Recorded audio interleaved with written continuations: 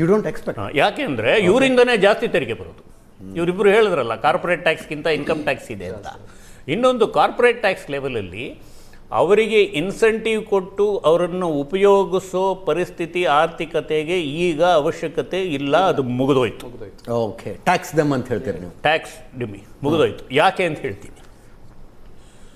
ನೀವು ಓದಿರ್ತೀರ ಪೇಪರಲ್ಲಿ ECEOಗೆ 18 ಕೋಟಿ ರೂಪಾಯಿ ಸಂಬಳ, ECEOಗೆ 10 ಕೋಟಿ ಸಂಬಳ ಜಾಸ್ತಿ ಮಾಡಿದ್ದೀವಿ, ಇವರು ಡಿವಿಡೆಂಟ್ 10% ಜಾಸ್ತಿ ಆಯಿತು. ಆದರೆ ಭಾನುವಾರ ನೀವು ಯಾಕೆ ಕೆಲಸ ಮಾಡೋದಿಲ್ಲ, ಎಷ್ಟು ಅಂತ ಹೆಂಡತಿ ಮುಖ ನೋಡ್ಕೊಂಡು ಮನೇಲೇ ಇರ್ತೀರಿ ಅಂತ ಕೇಳಿದ CEOಗೆ 42 ಕೋಟಿ ರೂಪಾಯಿ ಸಂಬಳ ಆಯ್ತಾ ಅಲ್ವಾ? ಅದೇ ಸಂಸ್ಥೆಗೆ ಮಿಡ್ಲ್ ಕ್ಲಾಸ್ ಲಕ್ಷಾಂತರ ಜನ ಎಂಪ್ಲಾಯೀಸ್ಗೆ ಅದೇನು ಆ್ಯನ್ಯುಯಲ್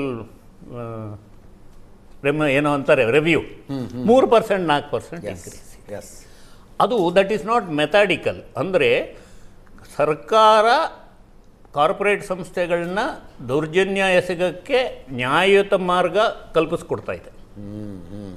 ಸೊ ಇಲ್ಲಿ ನಾನು ಹೇಳಿದ್ದಾಗಲೇ ಸೂಪರ್ ರಿಚ್ಗೆ ಟ್ಯಾಕ್ಸ್ ಒಂದು ಸ್ಲ್ಯಾಬ್ ಜಾಸ್ತಿ ಮಾಡಬೇಕು.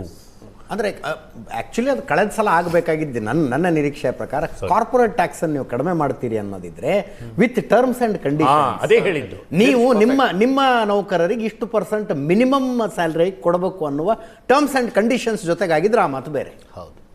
ಒಂದು ಫಾರಿನ್ ಇನ್ವೆಸ್ಟ್ಮೆಂಟು 81ರಿಂದ ಇವತ್ತುವರೆಗೂ ಲಂಗು ಲಗಾಮಿಲ್ದಿರ ಅಲೋ ಮಾಡಿದ್ದೀವಿ.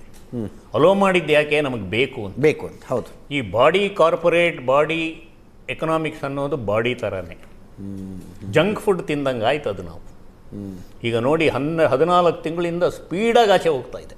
ಕರೆಕ್ಟ್. ಹೌದು.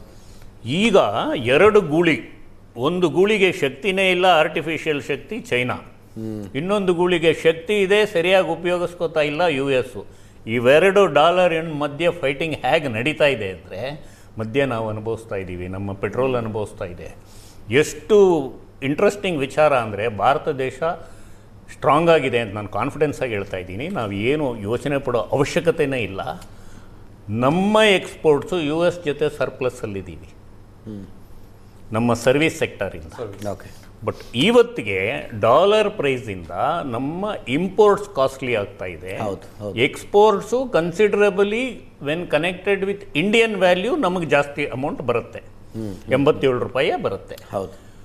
ಬಟ್ ಫಾರಿನ್ ಎಕ್ಸ್ಚೇಂಜ್ ಇನ್ವೆಸ್ಟ್ಮೆಂಟ್ ಹೋಗ್ತಾ ಇರೋದ್ರಿಂದ RBI ತನ್ನಲ್ಲಿರೋ ಕೊಳ್ಳೋ ಸಾಮರ್ಥ್ಯನ ದಿನ ಕಡಿಮೆ ಮಾಡ್ಕೊಂಬರ್ತಾ ಇದೆ. ನಿನ್ನೆ 27,000 ಕೋಟಿ ಗೌರ್ಮೆಂಟ್ ಸೆಕ್ಯೂರಿಟೀಸ್ ಕೊಂಡ್ಕೊಂಡಿದ್ದಾರೆ. ವೈ? ಟು ರೈನ್ ಇನ್ ಡಾಲರ್ಗೆ RBI ರಿಲೀಸ್ ಮಾಡಿದ್ರೆ ಡಾಲರ್ ಹತ್ತೋ ಪರಿಸ್ಥಿತಿ ಕಡಿಮೆ ಆಗುತ್ತೆ. ಈ ಸೋಷಿಯೋ ಎಕನಾಮಿಕ್ ಸಿನಾರಿಯೋ ಅಂದರೆ ಅಲ್ಲಿ US ಅಲ್ಲಿ ಈಗ ಕಾರ್ಮಿಕರ ತೊಂದರೆ ಶುರುವಾಗುತ್ತೆ. ಅಲ್ಲಿಂದ ಓಡಿಸ್ತಾ ಇದ್ದಾರೆ. ಹೌದು. ಕಾಲ್ಡ್ರನ್ನ ಹಿಡ್ಕೊಂಡು ಓಡಿಸ್ತಾ ಇದ್ದಾರೆ. ನಾಳೆ ದಿನ ಅಲ್ಲಿ ಕಾರ್ಮಿಕರ ತೊಂದರೆ ಆಗುತ್ತೆ.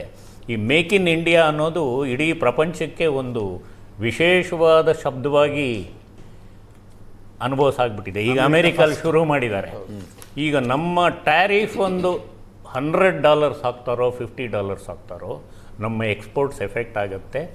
ಕಡಿಮೆ ಅಂದರೆ ಒಂದು 33% ಜನ ನಾನು ಲೆಕ್ಕ ಹಾಕ್ಕೊಂಡಿದ್ದೀನಿ ಅಮೇರಿಕಾಲೇ ಹೋಗಿ ಫ್ಯಾಕ್ಟ್ರಿ ಶುರು ಮಾಡ್ತಾರೆ. ಇಲ್ಲಾಂದರೆ ಎಕ್ಸ್ಪೋರ್ಟ್ ಸಸ್ಟೈನ್ ಮಾಡೋಕ್ಕಾಗಲ್ಲ, ಭಾಳ ಕಷ್ಟ ಆಗುತ್ತೆ. ಸೊ ಇಲ್ಲಿ ನಾವು ಗಮನ ಕೊಡಬೇಕಾಗಿರೋದು ಮಿಡ್ಲ್ ಕ್ಲಾಸ್ಗೆ ಏನು ರಿಲೀಫ್ ಕೊಡ್ತೀವಿ, ಅವರು ಎಷ್ಟು ಜಾಸ್ತಿ ಸಂಪಾದನೆ ಮಾಡ್ತಾರೆ. ಅನಾವಶ್ಯಕವಾಗಿ ಮೈಕ್ರೋ ಫೈನಾನ್ಸ್ ಕಂಪನಿಗಳು ಅಂತ ದರಿದ್ರ ಕಂಪನಿಗಳಿಗೆ ಅವಕಾಶ ಕೊಟ್ಟು ಅವ್ರಿಗೆ ಸಿಗೋ ಉಳುವಿಕೆನೂ ಅವರೇ ತಿಂದಾಕೋ ಮಾಡಬಾರ್ದು. ಅದಕ್ಕೂ ಒಂದು ಸೆಂಟ್ರಲೈಸ್ ಕಡಿವಾಣ ಬರಬೇಕು. ಇಷ್ಟಿದ್ರೆ ಮಿಡ್ಲ್ ಕ್ಲಾಸ್ ಸಸ್ಟೈನ್ ಆದರೆ ದೇಶನೂ ಸಸ್ಟೈನ್ ಆಗುತ್ತೆ.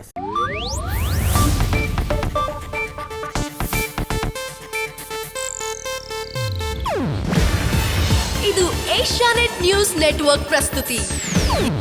ನೀವು ನೋಡ್ತಿದ್ದೀರಾ ಏಷ್ಯಾನೆಟ್ ಸುವರ್ಣ ನ್ಯೂಸ್.